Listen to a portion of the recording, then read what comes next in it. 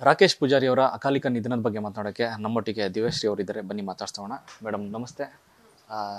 ನೀವು ಅಷ್ಟೊತ್ತಿಂದ ಮಾತಾಡ್ತಿದ್ರಿ, ನಿಮ್ಮ ಮಾತುಗಳಲ್ಲೇ ಕಾಣಿಸ್ತದೆ ಎಷ್ಟು ನೋವಿನ ವಿಚಾರ ಅಂತ.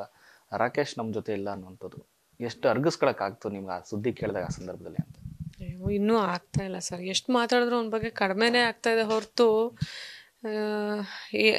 ನಿಮಗೆ ಗೊತ್ತು, ಯಾಕಂದ್ರೆ ನೀವು ಬಹಳ ಹತ್ರದಿಂದ ನೋಡ್ತಾ ಇದ್ರಿ ನಮ್ಮ ಕಾಮಿಡಿ ಕಿಲಾಡಿಗಳಿಗೆ, ಸಟ್ಟಿಗೆಲ್ಲ ಬಂದಿದ್ರಿ ಅಲ್ವಾ ಸರ್. ಅವನ ಒಡನಾಟ ನಿಮಗೂ ಪರ್ಸ್ನಲಿ ಗೊತ್ತಿರುತ್ತೆ.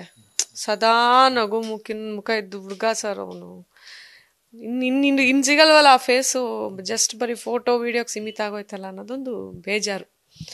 ಬಟ್ ಇಲ್ಲ ಸರ್, ತುಂಬ ಹಾರ್ಟ್ ಬ್ರೇಕಿಂಗ್ ಸರ್. ಇದು ಒಬ್ಬ ಕಲಾವಿದ ಅಷ್ಟು ಕಷ್ಟಪಟ್ಟು ಒಂದು ಹಳ್ಳಿಯಿಂದ ಬಂದು ಹೆಸರು ಮಾಡಿ ಒಂದು ಪ್ಯಾಷನೇಟಾಗಿ ಅದನ್ನು ಡೆಡಿಕೇಟಿವ್ ಆಗಿ ತೊಗೊಂಡು ಇನ್ನೂ ಏನೋ ಸಾಧನೆ ಮಾಡೋ ಹಂತದಲ್ಲಿರ್ಬೇಕಾದ್ರೆ ಹೋಗ್ಬಿಟ್ಟ ಅಂದರೆ ಭಾಳ ಕಷ್ಟ ಸರ್.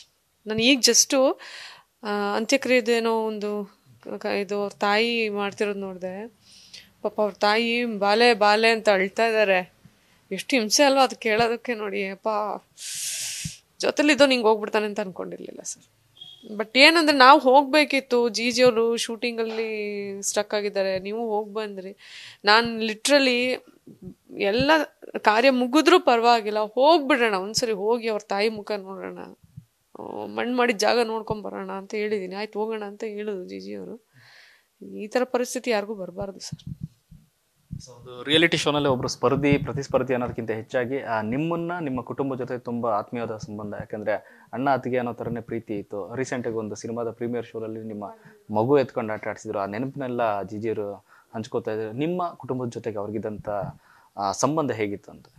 ಸರ್ ಅವನು ಬರೀ ನನಗೆ ಅಥವಾ ಜಿಜಿಯವ್ರಿಗೆ ಮಾತ್ರ ಒಂಥರ ತಮ್ಮನಾಗಿದ್ನೋ, ಏನೋ ರಿಲೇಟಿವ್ ಆಗಿದ್ನೋ, ಫ್ಯಾಮಿಲಿ ಮೆಂಬರ್ ಥರ ಇದ್ನೋ ಅನ್ನೋಂಗಲ್ಲ, ಎಲ್ಲರಿಗೂ ಸರ್. ಈ ಪ್ರಶ್ನೆ ನೀವು ಎಲ್ಲರೂ ಕೇಳ್ಕೊಬಂದಿದ್ರು, ಎಲ್ಲರೂ ಅದೇ ಹೇಳಿರೋರು. ನೀವು ಒಂದು ಕಡೆ ನಮ್ಮ ನಯನ ಅವ್ರನ್ನ ಕೇಳಿದ್ರು, ಅವಳು ಅದೇ ಹೇಳ್ತಾ ಇದ್ಲು. ನಮ್ಮ ಶಿವರಾಜ್ ಅವ್ರು ಕೇಳಿದ್ರು, ಅವರು ಅದನ್ನೇ ಹೇಳ್ತಾ ಇದ್ರು. ಯಾಕಂದರೆ ಎಲ್ಲರ ಹತ್ರ ಆ ಬಾಂಡಿಂಗ್ ಇತ್ತು ಅವನಿಗೆ. ಎಲ್ಲರ ಹತ್ರನೂ ಒಂಥರ ಪ್ರೀತಿಯಾಗಿ ಮುದ್ದಾಗಿರೋಂಥ ತಮ್ಮನಂಗೇನೆ ಚಿಕ್ಕವನು. ಅವನು ವಯಸ್ಸಲ್ಲಿ ನಮ್ಗಿಂತ ದೊಡ್ಡವನು ಆ್ಯಕ್ಚುಲಿ. ಬಟ್ ಅವ್ನ ವರ್ತನೆ ಹೆಂಗಿರ್ತಿತ್ತು ಅಂದರೆ, ಇನ್ನೂ ಸ್ಕೂಲ್ ಹುಡುಗ ಅಪ್ಪ ಇವನೇನು ಹುಡುಗಾಟ ಆಡ್ಕೊಂಡಿದೆ ಹುಡುಗ ಅನ್ನಂಗಿತ್ತು ಅವ್ನ ವರ್ತನೆ. ಸದಾ ನಗ್ಸೋನು ಸರ್, ಸದಾ ನಗ್ಸೋನು. ನೀವು ನನ್ನ ಮುಖದಲ್ಲಿ ನೋಡ್ಬೋದು, ದುಃಖದಲ್ಲೂ ನಗು ಬರ್ತಾ ಇದೆ ಅಂದರೆ ಕಾರಣ ಅವನೇ. ಅಷ್ಟು ನಗ್ಸೋನು ಅವನು. ಮಾತಾಡಿದ್ರೆ ನಗು, ರಾಕಿ ಇದ್ದಾನೆ ಅಂದರೆ ಅಲ್ಲಿ ನಗು. ಬಟ್ ಅದೇ ಅವ್ನು ನಿನ್ನ ಮತ್ತೆ ಬರಲ್ಲ ಅನ್ನೋದೇ ಒಂಥರ ಬೇಜಾರು. ಆರೋಗ್ಯದ ಸಮಸ್ಯೆ ಏನಾದರೂ ಮೊದಲಿಂದ ಇತ್ತ, ಏನಾದರೂ ಹೇಳ್ಕೊಂಡಿದ್ರೆ ಇದ್ರ ಬಗ್ಗೆ ಏನಾದರೂ? ಆರೋಗ್ಯದ ಏನೂ ಇಲ್ಲ ಸರ್. ನಾವು ಚಾಂಪಿಯನ್ಶಿಪ್ಪು ನಾವು ತಿಂಗಳನ್ನಂದರೆ 6 ತಿಂಗಳು 7 ತಿಂಗಳೆಲ್ಲ ಮಾಡಿದ್ದೀನಿ. Season 1 and season 2 championship. ಹಂಗೆ ನೋಡಿದ್ರೆ ವರ್ಷಗಟ್ಲೆಯಿಂದ ಪರಿಚಯ ಇದ್ದೀವಿ ನಾವು, ಸಿಗೋದು ಹೋಗೋದೆಲ್ಲ.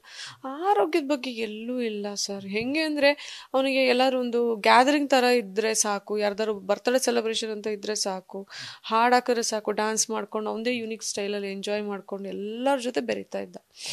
ಆರೋಗ್ಯದ ಏನೂ ಇಲ್ಲ ಸರ್, ಒಂದು ಕಿಂಚಿತ್ತು ಏರುಪೇರು ಇಲ್ಲ. ಪ್ರೀವಿಯಸ್ ಒಂದು ಆಕ್ಸಿಡೆಂಟ್ ಆಗಿತ್ತು ಅವನಿಗೆ. ಆಕ್ಸಿಡೆಂಟ್ ಆದಾಗಲೂ ನಮಗೆಲ್ಲ ಟೆನ್ಷನ್ ಆಗಿತ್ತು ಹೊರತು ಅವ್ನು ನಾರ್ಮಲ್ ಆಗಿದ್ದ. ಇದೆಲ್ಲ ಮಾಮೂಲಿ ಬಿಡು, ಇವೆಲ್ಲ ಏನು ಅನ್ನೋ ರೀತಿ ಇದ್ದ. ಅಂದರೆ ಅವನು ಅಷ್ಟು ತುಂಬ ಪಾಸಿಟಿವ್ ವೈಬ್ ಇಟ್ಕೊಂಡಿದ್ದು ಹುಡುಗ ಅವನು. ಇವೆಲ್ಲ ಇದ್ದಿದ್ದೆ ಅಲ್ವಾ, ಏನಿಲ್ಲ ಅನ್ನೋ ಥರ ಇದ್ದು ಹುಡುಗ ಅವನು. ಬಿಡಪ್ಪ ಹೆಂಗೋ ಚೇತರಿಸ್ಕೊಂಡ್ಬಿಟ್ನಲ್ಲ, ಏನೋ ದೃಷ್ಟಿ ಥರ ಆಗಿತ್ತೇನೋ, ಏನೋ ಹೆಂಗೋ ತಪ್ಪಿಸ್ಕೊಂಡ್ನಲ್ಲ, ಗಂಡಾಂತರದಿಂದ ಪಾರಾದ್ನಲ್ಲ ಅಂತ ಅಂದ್ಕೊಂಡು ಅದನ್ನೆಲ್ಲ ಮರ್ತು ಬಿಟ್ಟಿದ್ವಿ ನಾವು.